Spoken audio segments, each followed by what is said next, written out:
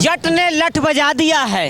जट ने ऐसा लठ बजाया है, ये जो हलवाई गया था दिल्ली से जिलेबी की फैक्ट्री लगाने, ऐसा लठ बजाया ये लोग भाग के वहां से आए हैं कि सोनिया गांधी को भेजो तार, कांग्रेस की हो गई हार, और राहुल गांधी को भेजो मेल, कांग्रेस पार्टी फिर से हो गई फेल। राकेश टिकैत का एक बयान आता है, कह रहे हैं कि अगर बीजेपी की फिर से सरकार बनेगी तो पूरा देश बिक जाएगा। मतलब क्या समझा जाए इसे? ये टिकैत वही ना है जो किसानों को भड़काने का काम किया, फिर किसान ने क्यों चुना भारतीय जनता पार्टी को?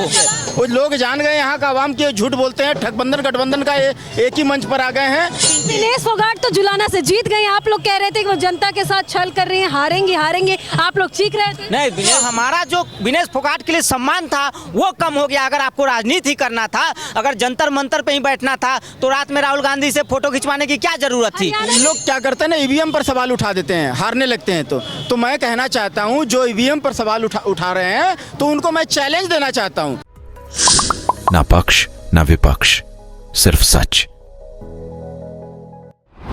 हरियाणा विधानसभा चुनाव में रिजल्ट आने के बाद कह सकते हैं कि बीजेपी तीसरी बार हरियाणा में अपनी सरकार बनाने में कामयाब हो रही है। इसी बीच हम लोग देश की राजधानी दिल्ली के बीजेपी हेडक्वार्टर पर मौजूद हैं। आपको बता दें कि लगातार यहाँ पर जो बीजेपी कार्यकर्ता हैं वो आतिशबाजी कर रहे हैं, खुशियों का माहौल देखने को मिल रहा है। लेकिन यहाँ पर कुछ लोग हैं जो हाथों में झंडा लेकर यहाँ पे पहुंचे हैं, कई घंटों से खड़े हैं। सबसे पहले सवाल आपसे करेंगे, आप बीजेपी के कार्यकर्ता हैं? बीजेपी के परिवार का सदस्य कहिए, मोदी जी के परिवार का सदस्य कहिए। हरियाणा में जो माहौल बदलने जा रहा है क्या बोलिएगा?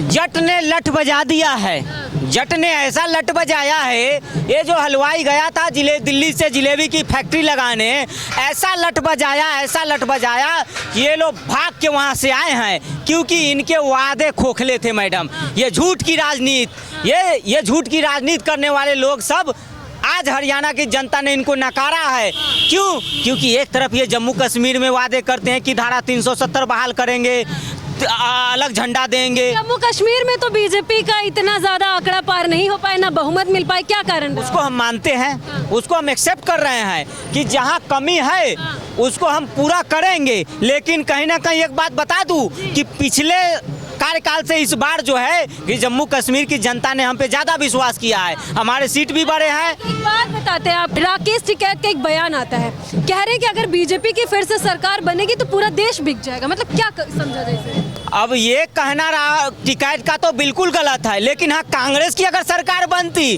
तो जो बची कुची जमीन है वो वाड्रा और वाड्राइन को मिल जाता, और बची कुची जमीन जो है हुड्डा को मिल जाता। ये वही लोग हैं जो औने पौने सस्ते दाम पर हरियाणा की गरीब जनता का जमीन खरीदा वाड्रा वाड्राइन ने।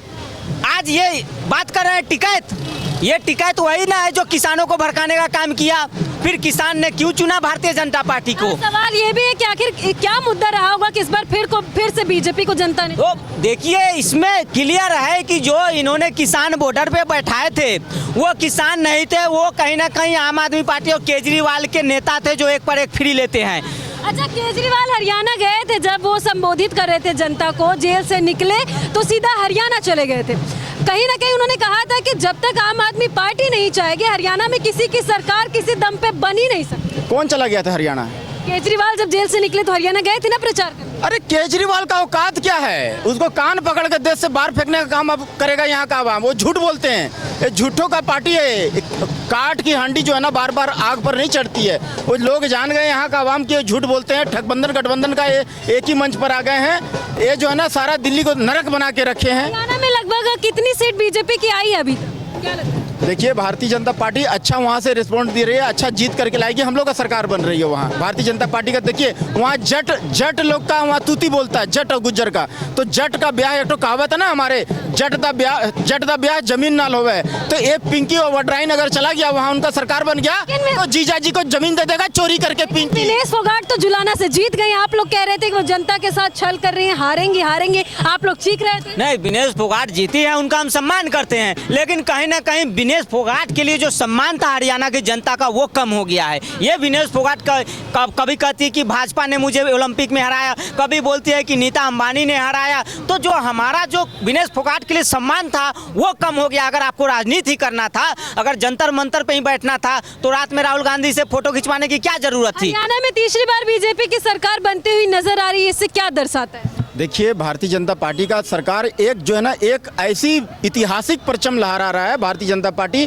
देखिए, भारतीय जनता पार्टी ईमानदार और साफ सुथरा छवि की जो है ना पार्टी है। ये कभी झूठ नहीं बोलती है इन ठगबंधनों की तरह कि भैया आरक्षण खत्म कर देंगे मोदी जी, तो जो है ना ये संविधान खत्म कर देंगे, खटाखट 8,500। सरदार जी, ये माना जा रहा था इस बार के हरियाणा का माहौल कुछ न कुछ तो बदलेगा जरूर।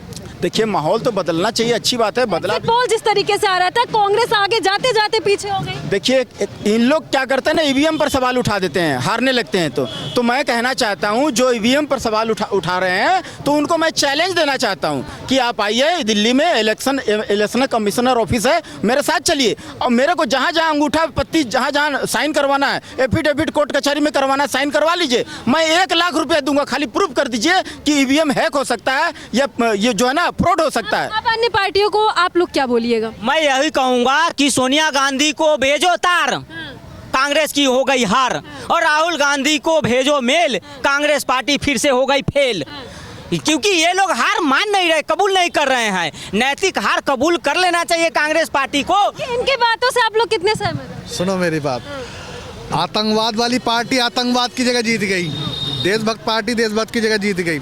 आतंकवादी पार्टी है वो, आतंक कभी भी बीजेपी बहुत जम्मू कश्मीर में आ नहीं सकती है। आप लोग खुश हैं हरियाणा में जिस तरीके से बीजेपी को बहुमत? देखो, अभी तो हरियाणा बाकी है, बिहार और दिल्ली वहाँ झांकी है, और दिल्ली बिहार बाकी है, ठीक है। अच्छा, इतने खुश हो रहे हैं कि क्या बोलना क्या नहीं वो भी नहीं समझ लीजिए, अब हम सुबह 8 बजे मोबाइल खोले ना, तो हम मन नीचे करके बैठ गए कि अब बीजेपी हार जाएगी, मोबाइल बंद कर दिए। फिर मन में आया कि खोलते हैं मोबाइल, फिर मोबाइल खोला, 11 बजे तो बीजेपी अच्छा बहुमत में जा रही थी, तब मेरा दिल जाकर अंदर। सरकार तीसरी बार हरियाणा में बन रही है, जनता खुश है? वहाँ का जनता का देन है, वहाँ का जनता बाहर है, उनके बाहर ही है। कह रहे हैं कि अब आम आदमी पार्टी का जो झाड़ू है वो हरियाणा में नहीं चल रहा। आम आदमी का झाड़ू नहीं चल रहा यार, और राहुल जी का जिलेबी नहीं चल पाया, ठीक है। तो फिर क्या चला बीजेपी? बीजेपी का विश्वास चला, विश्वास विकास, जनता का विश्वास विकास। बिल्कुल। तब साफ तौर पे देख सकते हैं कि ये लोग ना तो कोई कार्यकर्ता है और ना किसी पार्टी से जुड़े हुए हैं, बल्कि ये आम जनता है जो यहाँ पर बीजेपी ऑफिस पर अपनी खुशियों को बांटने के लिए आई है, क्योंकि इन लोग का कहना है कि ये लोग राष्ट्रवादी हैं और ये लोग बीजेपी को हमेशा सपोर्ट करते हैं। फिलहाल जनता की राय सुनकर आप कितने खुश हैं? हरियाणा विधानसभा चुनाव का जो रिजल्ट आया है